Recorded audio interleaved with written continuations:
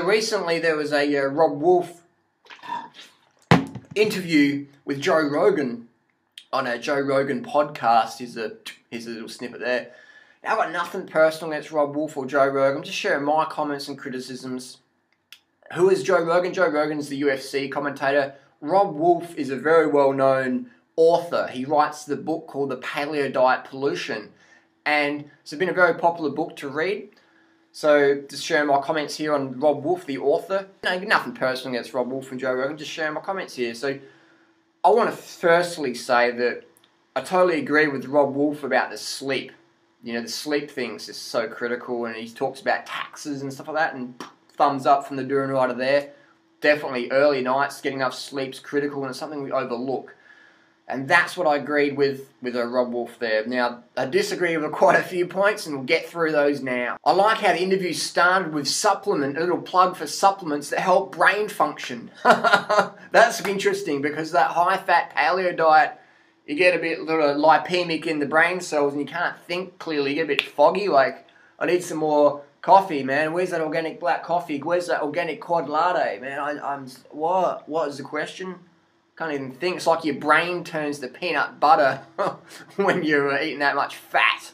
So, in my opinion, Robb Wolfe really shit the bed in this interview with Joe Rogan. Now, Robb Wolfe comes under a lot of fire because he promotes weight loss, and he promotes that paleo diet's good for women for weight loss, but then a lot of critics on forums say, well, Robb Wolfe, if the paleo diet's so good for weight loss, how come your wife is overweight? Now, there's nothing wrong with being overweight. We all know the risks of heart disease and stuff. So if you're a model for weight loss and you're overweight, it's the critics really, I think they really give Robb Wolfe a hard time on that one. And Robb Wolfe says that carbohydrates make you fat, so stay away from carbohydrates. Don't eat more than one piece of potato a day, one little potato a day. But then Robb Wolfe says, my critique of the vegan diet is when I was eating a high-carb vegan is I went from 180 pounds to 140 pounds. So I'm thinking, hang on, the carbohydrate vegan diet makes you fat, but your complaint is you got too lean on that thing.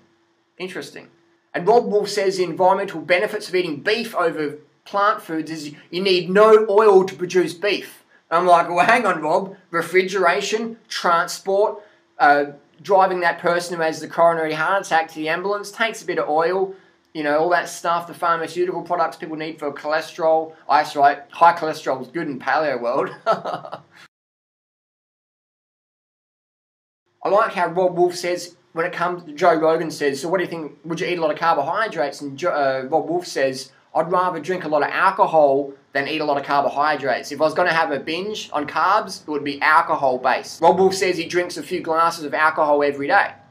And he's a fan of drinking. Robb Wolfe says he's a big fan of coffee, and I can relate because when I was doing the paleo diet back in 1999, man, I was just going from cup of coffee to cup of coffee. I was so shot. I was carbohydrate deficient, glucose exhausted, and I was literally running on caffeine. That's why you see all the paleo crew, boom, boom, boom, boom, boom. Caffeine, caffeine, caffeine, caffeine, caffeine. Robb Wolfe even shits the bed again where he says the more coffee you drink, the better, based on the studies. And my question is, would you give coffee to a baby? Robb Wolfe says that whiskey's good because it doesn't have any sugar in it. So whiskey gets the thumbs up from paleo man Robb Wolfe. Rob also mentions he's a big fan of nicotine gum. My question is why... That's not paleo. There was no caveman drinking coffee and drinking alcohol and eating nicotine gum to stay awake because they're eating such a high-fat diet. In fact, back in the day, there was no high-fat animals really, was there? How much fat's in a mouse? How much fat is in a freaking ostrich leg? There's not much fat at all. So I like when they say fats, fats, fats, fats, fats, but reality is paleo world had no fucking fats, man. This is a funny one. Robb Wolfe says there's no protein in plants. And then Joe says, well, my vegan friends say there is protein in plants. And Rob goes, oh, it's third world protein. And I'm like, what the fuck? And then Joe Rogan says, hang on, what about my vegan friends that, you know, what about Mac Danzig, the UFC fighter? And Robb Wolfe's like, he just sort of goes, oh, some people can do it. So hang on, you just said that you couldn't do it. Now some people can do it. Reality is nobody in athletic world can do the paleo diet. Why? Because paleo diet, you're only allowed to have a potato a day if you're training really hard. Otherwise, it's no carbs at all. It's maybe a little handful of blueberries, which won't support glycogen restoration. So impossible to be an athlete on a paleo diet unless you're chugging down the Gatorade, banana smoothies and stuff like that. But that's not paleo, is it now? Paleo is low carb, high fat. That's what we're talking about. So when you're in a ketogenic diet, your athletic performance is done. And if you're in a ketogenic diet and you're not an athlete, but you want to be an athlete, impossible. So Robb Wolfe says the vegans have to take protein powder, but then again, hang on, doesn't Robb Wolfe know Mark Sisson, who's like the primal author guru? Mark Sisson sells a primal whey protein powder. So hang on, if vegans have to take a protein powder, how come Mark Sisson's paleo primal fanboy clout has to take the primal whey protein powder? Robb Wolfe says that vegans don't get enough omega-3 and vitamin D, and then later in an interview, Robb Wolfe says it's a good idea to eat meat and take your fish oil for omega-3 and take a vitamin D3 supplement. Interesting, that one. Now I listened to the whole interview, 2 hours and 52 minutes. Can you imagine? Because I thought I'll just listen to it for 5 minutes. First of all, I'm not gonna listen to it at all because it's just, you know, sales talk. I thought, I'll give people a chance, you know. And I'll listen to a few minutes, and I just kept going because I was just like, man, what's Rob gonna say next? Robb Wolfe says he's a big fan of cricket bars from Thailand. And I was like, cricket bar? What's a cricket bar? And then he says it's a cricket protein bar. Here's a cricket here. Cricket protein bar from Thailand. Now, why do you have to supplement your diet with cricket protein? I mean, I agree. Crickets are a paleo food, and insects should be a big bulk part of any paleo primal eater. I agree on that one.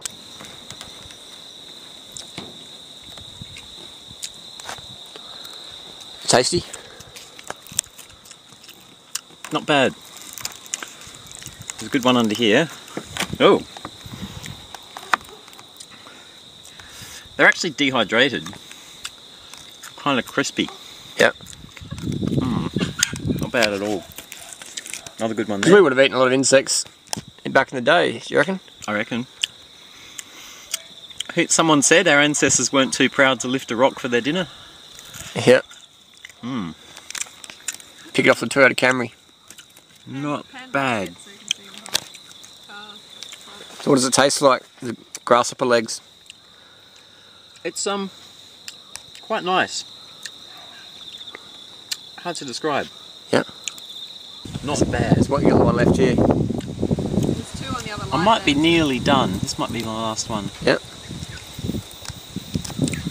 But they are kind of moreish. It's a good balance of nutrition, you think, in the insect? Oh yeah? You studied at uni, didn't you? I did. Yeah. Yeah. Well, you're eating the exoskeleton, which has got a lot of the calcium and that would be in the bones of other animals. So from a nutritional standpoint, it seems insects would be a far more... They might be more balanced than, say, red meat. An eco way to do that would be to scrape the crickets off the bumper bar off your car and consume them, because that's totally sustainable and it's raw protein. So you get the raw cricket amino acids. Robb Wolfe says if you're really fit, it's okay to eat one potato at dinner time. I'll tell you what, if I was eating potatoes instead of fruit, I'd be eating 30 potatoes a day, literally. It's 30 bananas a day or 30 potatoes a day. So one potato a day, fuck, no wonder those paleo people are jacked on caffeine and have zero cardio fitness and have to take those pre-workout jacked DMAA supplements before a workout. And even then, people aren't even fit. Like Robb Wolfe, again, nothing personal against Robb Wolfe. Yeah, I critique his nutritional advice, but I'm just saying Robb Wolfe used to be a competitive athlete and now he's not. Robb Wolfe isn't even a district level competitive athlete. You know, he was not even a fit personal trainer. So when someone goes on a healthier diet and their performance goes down and they're not an EPO or whatever in the past, it's like, hang on, like, if your diet's so healthy, how come you aren't a competitive athlete? And you're talking about it. Like, what's up with that? So that's a big critique of mine, is all these paleo primal people, they're not competitive athletes, but a lot of them used to be. That says something. If you used to be a competitive athlete and now you're not, it's like, hang on, personally, I'm setting personal bests, running and cycling, personal bests, and I'm 35. I'm fitter, 3 times as fit as I was when I was 18. 35, man. So that's something, that's a testimony to the power, the regeneration effects of a high carb, low fat, vegan lifestyle, 30 bananas a day. Robb Wolfe quotes a study where it says the slimmest people, the healthiest people, the fittest people ate the most saturated fat. And I'm like, what planet was that from? Because then I'd be asking the question, how come Lauren Cordain and Sally Fat, the health gurus, are overweight themselves? Lauren Cordain's like the grandfather of the paleo primal diet. Sure, he's a nice guy, lovely fella. He's overweight though. It's like claiming to be a world banker and you're begging on the street. I mean, and Joe Rogan was talking about how he likes to have a kale green smoothie for breakfast, and Robb Wolfe says a better breakfast, the best breakfast would be bacon and eggs with lots of coffee. And Joe Rogan's like, really? Like, that's awesome. And I'm just like, oh my God, what are you thinking, man? And if you listen carefully, Robb Wolfe says that the bacon is a slow-release glucose. And I'm like, what the fuck are these people saying? What? And then Robb Wolfe pulls out the Lear Keith soundbite. Farming kills animals as well. And it's like, yes, it does, but we're not killing animals, man. I was like, what the fuck? That's just like saying because this money passed through a drug dealer at some part in the last 10 years, it went through a drug dealer's wallet, I'm part of that drug deal as well. So I should just be a drug dealer anyway. Well, if you walk outside and you step on an ant, that's just the same as cutting down the Amazon to grow grass-fed beef. It's just the same. And then Robb says the best diet for type 2 diabetics would be a ketogenic diet. And I'm like, Robb Wolfe, how come you're ignoring the elephant in your bedroom? You're ignoring the elephant. You're ignoring the fucking blue whale in the telephone booth. Read this book, please, Robb Wolfe. Dr. Neil Barnard's program for reversing diabetes. Clinical shit, man. None of this paleo bro science, PhD in bro science, whatever, man. No more caveman nonsense. That's the real deal, man. Type 2 diabetics should eat ketogenic diet? What the fuck? This is what they want to be eating, man. Clinical data. Can't believe. That's just crazy, man. Crazy. Like, what the fuck? And Robb Wolfe says the best diet for heart disease is one high in saturated fat. And I'm like, oh, no wonder he sells so many books, because he's telling people good things about their bad habits. This is what you want to get up to speed with, Rob. Prevent and Reverse Heart Disease by Dr. Esselstyn. Now, people ask me, Harley, why do these paleo primal people pretend that these people don't exist? I'm like, duh! They want to sell books, and they want to sell the primal protein whey powders and the fish oil and the cod liver oil, micro cleanse from Iceland for $80 a bottle. They want to tell people good things about their bad habits, because that's where the fucking money is. Telling people to give up KFC and McDonald's and coffee, and, you know, think about it. Like, if you listen to an interview, when Robb Wolfe says Joe Rogan, bacon eggs are the best breakfast on earth, Joe Rogan's like, really? I've been drinking those kale smoothies? Like, oh, what? Like, you know, people want to believe the bullshit. It's like, if I, as a personal trainer, I can make a lot more money by just selling people bullshit on the internet. Like, you know, I'll do some photoshops, or just, you know, take some diuretics, get more cut and go, look at these, you know, bacon eggs for breakfast. You know, recently there was 2 deaths from heart attacks in the paleo world in the last week, the last 10 days. 2 deaths from heart attacks. And they were young guys. A paleo blogger and a very famous paleo primal naturopath person in Adelaide, Australia. They were all going, yeah, saturated fat's good for you. And it's sad, man. That's sad. So that's why I speak out, because people they're just like getting conned. Or they're just delusional. It's like, what the fuck? Don't you guys read the clinical data?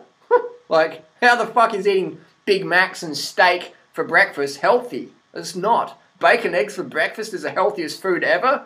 Sorry, it ain't. And then there was Robb Wolfe talks about his time on the Discovery show, where I watched it as well. I was actually in Thailand. I'm just sitting there flicking through the channels on the cable, and there was Robb Wolfe's face come up. Look, oh, there's Robb Wolfe on the Discovery Channel. That's right, he was doing a show. And then they were there. They didn't eat for 8 days. They were trying to prove how good the paleo diet was. And they went out into the jungle. Not in the jungle, so they went out into the Northern Hemisphere. For 8 days, they didn't eat. They didn't eat any food. Robb Wolfe says he lost like 18 pounds. Now, if the paleo diet's so easy to do, how the fuck are you losing 18 pounds in a week? Now, you know, like, man, if you put me in the jungle, I'd be eating fruits and all sorts, plant foods, loving it. I'd be running marathons every day looking for food, just having fun in the sun, versus trying to risk my life spearing a fucking caribou and getting chased by bears and shit. Fuck that. What I found funny was that show is that all the girls were crying and some of the guys felt a bit guilty when they killed the deer. And even Robb Wolfe's look in his face was a bit like, oh fuck, like that's where meat comes from, like, you know, because Robb Wolfe isn't a hunter. He's like the typical paleo primal people. Just drive the SUV to the supermarket, pull your vibe and 5 fingers on, walk in the supermarket, pay on your credit card, get your little plastic wrapped steak, or you don't even touch the blood. You get the tongs, put it in the microwave or whatever, cook it up and eat it with your fork and knife, bit of mouth freshener afterwards, and you're done. There's a total disconnect. But when people had to clean it and gut it, it's like you could see on the Discovery show, everyone's disgusted. The girls were crying. People were like, oh, what the fuck is this? And then the next day, they're like, I need some carbs. I want some carbs. If you get a chance to watch that show, it's a classic example of the truth of the paleo primal diet.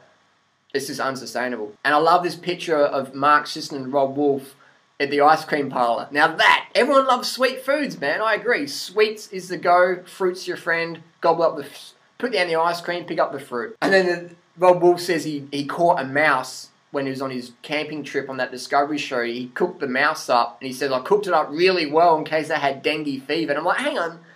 No animal in nature that eats meat has to fucking cook it to make it safe to eat. If meat was so natural, how come we have to cook the fuckers to get rid of all the bacteria and stuff? How come we're the only animals to cook meat? Every fucking animal just grab that fucking mouse and chuck it in the mouth and go, yeah, that was good.